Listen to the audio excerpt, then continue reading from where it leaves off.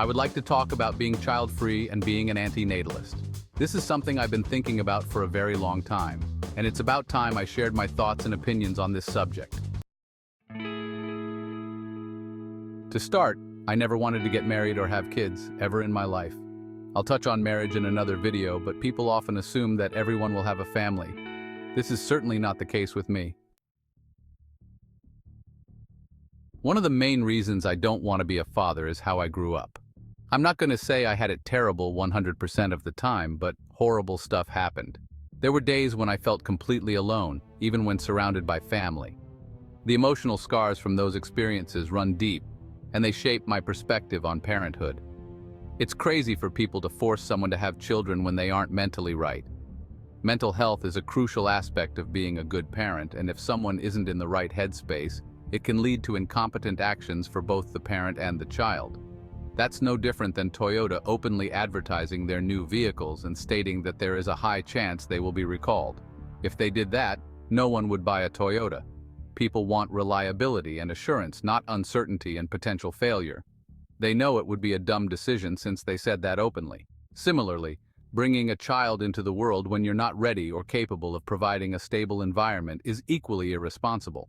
One thing I could imagine happening is being neglectful and not having an interest. The fear of repeating the cycle of neglect and emotional unavailability is very real for me. It's annoying when other people say that they had a terrible upbringing and decide to have children and say everybody can do it. They often overlook the unique challenges and traumas that others might face. Well, the thing is, they can, and not everybody.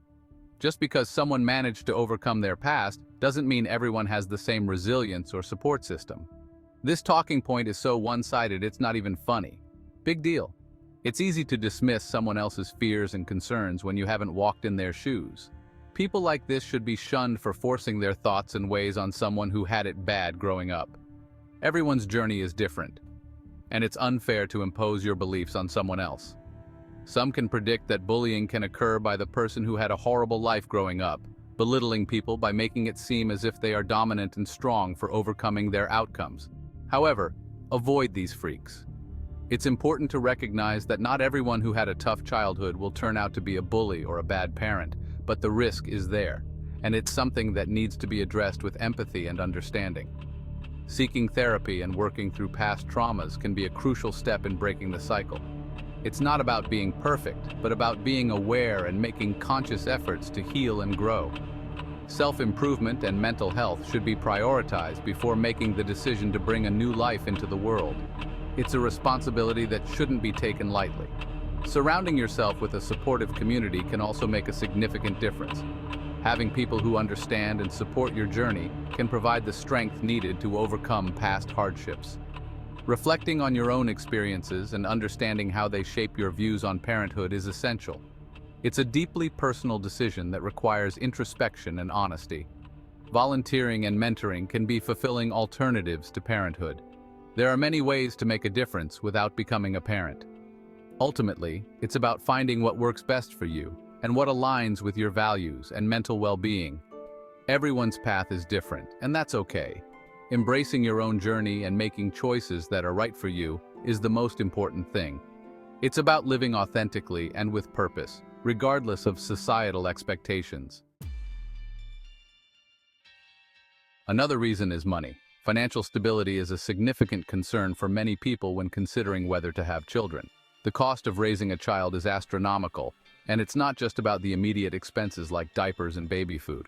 There are long-term costs such as education, healthcare, and extracurricular activities that can add up to a small fortune over the years.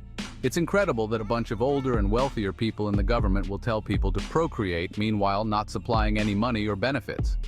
These policymakers often seem out of touch with the financial realities faced by the average person. They advocate for higher birth rates without addressing the economic burdens that come with raising children. I'm not going to work harder and hope nothing happens to me in order to provide for somebody else. The pressure to maintain a stable income while juggling the demands of parenthood can be overwhelming.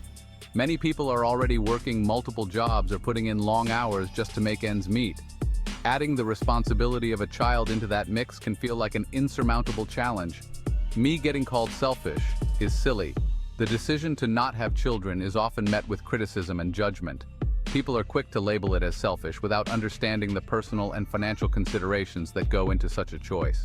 It's not about being selfish. It's about being realistic and responsible. I, for one, don't want to be told and bitched at about how it's possible for me to make more money, and it's achievable. The unsolicited advice from others can be frustrating. Everyone has different circumstances, and what works for one person may not work for another. It's easy to say that making more money is achievable, but the reality is often much more complicated. Of course, it's great to be successful or perhaps rich, but even if I did achieve that in life, why does society still determine that as a reason for me to have a kid or not? Success and wealth are often seen as indicators that one should have children, but financial stability alone doesn't guarantee a fulfilling or happy life. There are many other factors to consider, such as personal goals, mental health, and lifestyle preferences.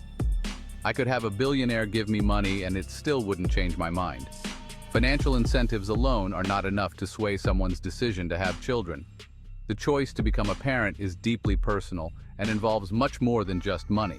It's silly for people to want you to do something but won't provide for you. The lack of support from society and the government makes it even more challenging. People are encouraged to have children, but there are few resources available to help them manage the financial strain that comes with it.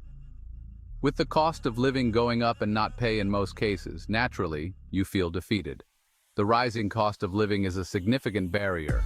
Wages have not kept pace with inflation, making it harder for people to afford basic necessities, let alone the additional costs of raising a child. So why would I help bring life into this world where the possibility of struggling, becoming homeless, or your child getting harmed could happen? The fear of financial instability and the potential for hardship is a valid concern. No one wants to bring a child into a world where they might struggle to provide for them, or where the child might face significant challenges. This is why I'm all for the rich having as many kids as they want. Well, because they are rich. Wealthy families have the resources to provide a comfortable and secure life for their children. They don't face the same financial pressures and can afford to give their children the best opportunities. It's less likely for a wealthy family to suffer anything compared to the poor and middle class. The disparity between rich and poor families is stark. Wealthy families have access to better health care, education, and overall quality of life, making it less likely for them to face the same struggles as those in lower income brackets. The financial burden of raising a child is not just about the immediate costs, it's about the long-term commitment and the uncertainty of the future. With the economy being unpredictable, job security is not guaranteed, and unexpected expenses can arise at any time. Financial planning is crucial, but even the best laid plans can go awry. Life is full of uncertainties, and no amount of planning can account for every possible scenario. This unpredictability adds another layer of stress for those considering parenthood. The cost of education is another significant factor. College tuition has skyrocketed, and many parents find themselves taking on massive debt to ensure their children get a good education. This financial strain can last for decades, affecting the parents' ability to save for retirement or enjoy their own lives. Speaking of retirement, many people are already struggling to save enough for their own future. Adding the financial responsibility of a child can make it even harder to secure a comfortable retirement. It's a delicate balance between providing for your child and ensuring your own financial stability in the long run. Next up, I'd like to bring up the fact that you could pass down a curse in your family. This is big, and it's something that can affect generations to come. Imagine the weight of knowing that your children, and their children, might have to deal with the same struggles you or your ancestors faced. I use the word curse because there ain't nothing good about a certain disability, cancer, health issue, and whatever else. These are not just minor inconveniences, they can be life-altering and devastating. The emotional and financial toll they take on a family can be enormous. It's not just about the individual suffering, but the entire family's quality of life can be affected. I think with this being a reason not to procreate has to be pretty agreeable here. Most people would understand the gravity of the situation. It's not about being pessimistic, it's about being realistic and responsible. When you know there's a high chance of passing down a serious condition, it makes sense to consider other options, like adoption or not having children at all. Would you sell your friend a lemon car, or would you have a deli and know that the cheese is moldy and still serve it to your customers? Of course not. You wouldn't want to knowingly put someone else in a difficult or harmful situation. The same logic applies here. It's about making ethical and compassionate choices. Exactly, I'm sure anybody in their right mind would say no. It's a matter of common sense and decency. We all want to do what's best for those we care about, and sometimes that means making tough decisions. It's not about being selfish, it's about being considerate and thinking about the long-term consequences. In this perspective, it would be beyond crazy to call someone selfish when they are definitely being considerate in this case. They are thinking ahead, considering the potential suffering and challenges that could be avoided. It's a selfless act, one that requires a lot of courage and foresight. Oh well, there are stupid people out there. So help them, God.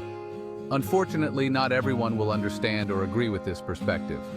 Some people might still criticize or judge, but it's important to stay strong and remember why these decisions are being made. It's about love, responsibility, and doing what's right, even when it's hard. I hope you liked or enjoyed my rambling and explanation. Till next time.